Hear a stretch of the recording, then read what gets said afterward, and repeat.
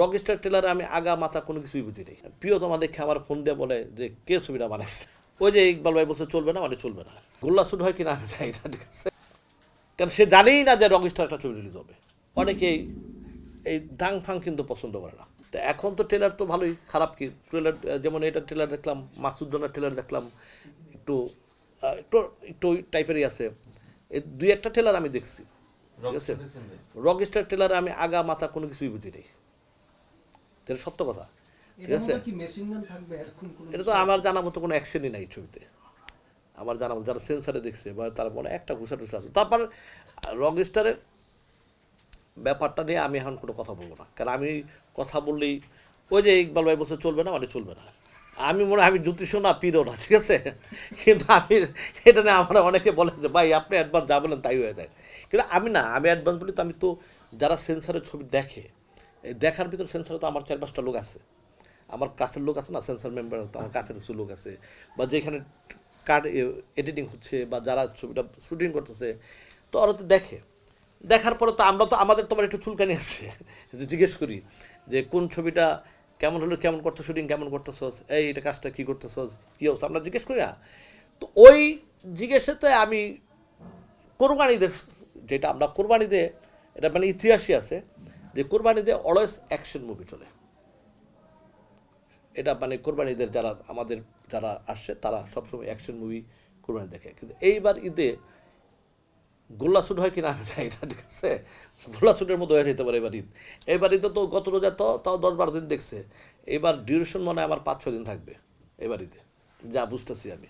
আপনি সিনেমা নিয়ে বলতে চাচ্ছেন না ভাই, কিন্তু আপনি যে হিসেবে কি বলতে চাচ্ছি না, এই যে বললেন যে রকস্টার নিয়ে আমি কিছু বলবো না, না বলবো বলি নাই, আমি বলতেছি তো, তো কার কথা বলতেছি আমি, ওই যে আপনি ওইভাবে বলতে চাচ্ছেন না ওইভাবে যেভাবে আসলে আপনি অ্যাকচুয়ালি আমি বলি, এই ছবিটা যে ছেলেটা ডিরেকশন দিচ্ছে আমাদের ছোট ভাই রুশো, একটু আগে আমার সাথে দেখা হয়েছে এখানে, দেখা আমার বুকের ভিতরে জাবড়া করছে।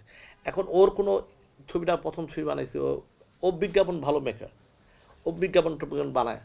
এখন ওই মুভিতে এটা কতটুকু মেকিং করতে পারবে, এটা তো অ্যাকচুয়ালি আমি সিনেমাটা দেখলে বুঝতে পারবো। বাট কিন্তু তুমি এটা আইডিয়া থাকতে পারো যে গত রোজার ঈদের যেমন আমরা যে আওয়াজ শুনছি, এই আওয়াজ এই বাড়িতে তো নাই, ওই অর্ধেক আওয়াজ দেয়। যেমন প্রিন্সের যে আওয়াজটা সারা বাংলাদেশে একটা ছিল, সেই আওয়াজটা কি তোমরা পাইছো?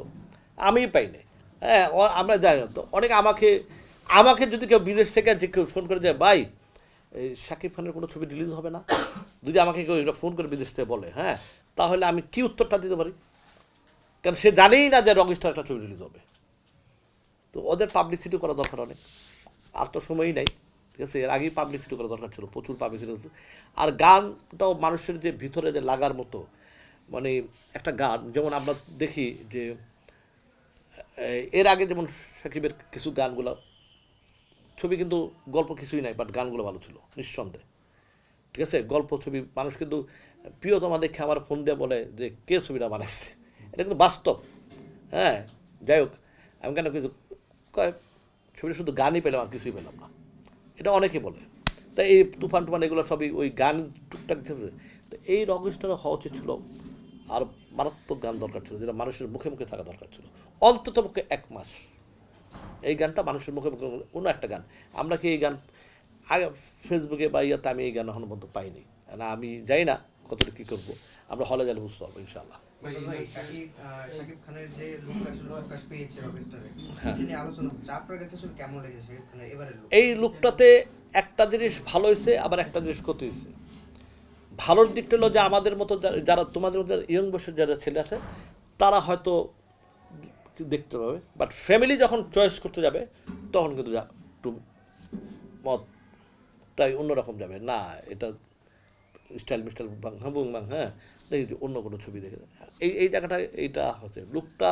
অ্যাকচুয়ালি আমাদের দেশে এই টাইপের লুক কতটুকু পাবলিক খাবে বা পাবলিক কতটুকু নিবে, এটা কিন্তু বড় টাফ আমি মনে করি। কারণ যে যত আমি যখন আমার একটা ফ্যামিলি বা একটা নিয়ে ছবি যাব, তখন কিন্তু আমি দেখব যে ছবির পোস্টারটা দেখে কিন্তু মানুষ আগে হলে ঢুকে, মানুষ কিন্তু পোস্টারটা দেখে বা ডিরেক্টর বা দেখে, ঠিক আছে।